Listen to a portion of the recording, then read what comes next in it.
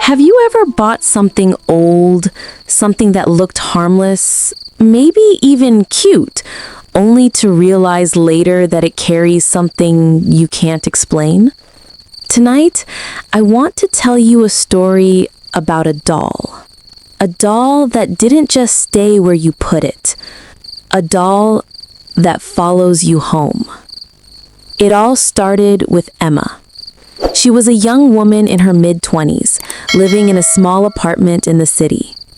Emma loved vintage things, old records, antique furniture, and little collectibles she often found in flea markets.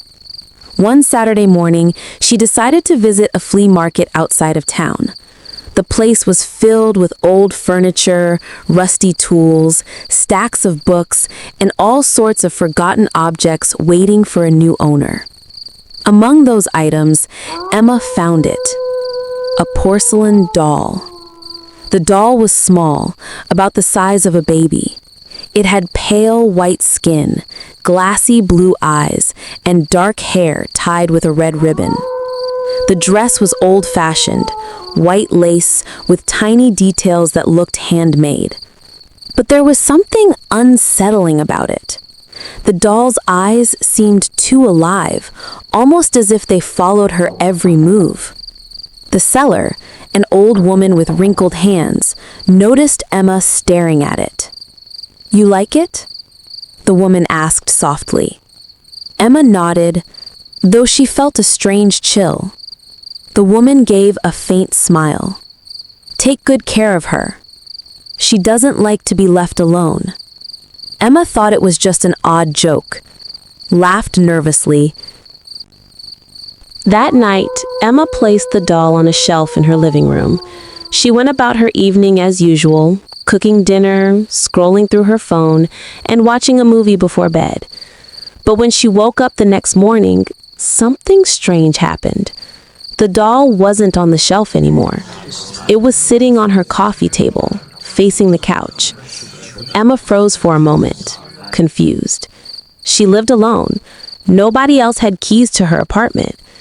Maybe she had moved it and just forgot? She laughed it off, put the doll back on the shelf, and went on with her day. But over the next few days, it kept happening.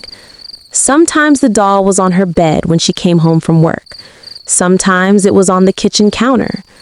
Once, she even found it sitting right in front of her apartment door, as if it had been waiting for her. At first, Emma thought she was losing her mind. Maybe stress from work, maybe she was sleepwalking. But then came the noises. Late at night, Emma would hear faint sounds, tiny footsteps across the wooden floor, the creak of a door opening, and sometimes a whisper. Not words she could understand, just a low humming like a lullaby. One night, she woke up to that humming. Her bedroom was dark, only lit by the pale light of the moon. Slowly, she turned her head toward the corner of the room, and there it was, the doll, standing upright, without support, its glassy eyes locked on her.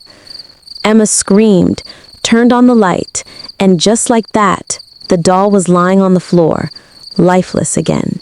Emma couldn't take it anymore. She decided to get rid of the doll. The next morning, she wrapped it in an old blanket, put it inside a box, and drove far out of the city. She stopped at a deserted field, dug a small hole, and buried the doll deep in the ground. For the first time in weeks, she felt relief. She drove home, thinking it was over.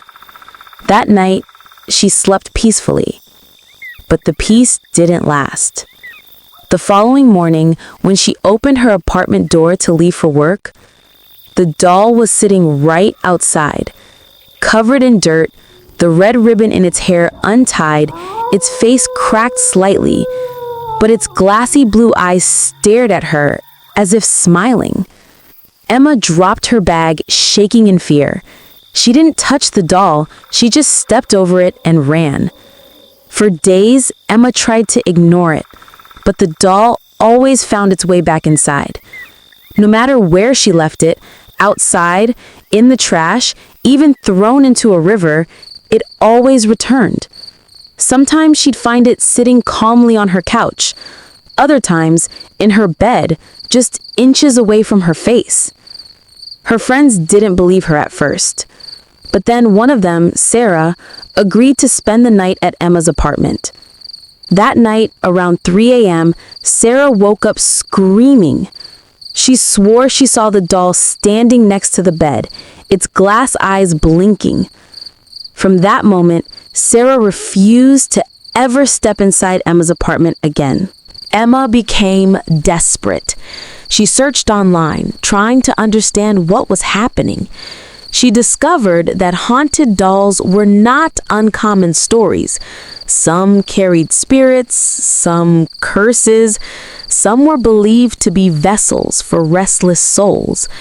She remembered the old woman at the flea market. Take good care of her. She doesn't like to be left alone. Emma realized the doll wasn't just haunted, it was attached to her. In her final attempt, she contacted a local priest to bless her apartment. He prayed, sprinkled holy water, and placed a cross in Emma's room. For a few days, things were quiet. No footsteps, no whispers. The doll stayed still. But on the fourth night, Emma woke up to the sound of glass shattering. She turned on the light and saw the doll. It was sitting on the floor, clutching the broken pieces of the cross. Its painted lips curved into a smile. That was the last straw. Emma moved out of her apartment, leaving behind everything she owned, including the doll. She never returned, never looked back. The building's new tenants, however, sometimes complain about strange noises. Some say they hear footsteps when no one's around. Some swear they see a small shadow dart across the hallway. And sometimes they find a doll, a porcelain doll with pale skin, blue eyes, and a red ribbon in her hair, waiting for them at their door. So, if you ever wander through a flea market and see an antique doll staring back at you, think twice before you bring it home, because sometimes you're not the one choosing the doll. The doll is choosing you.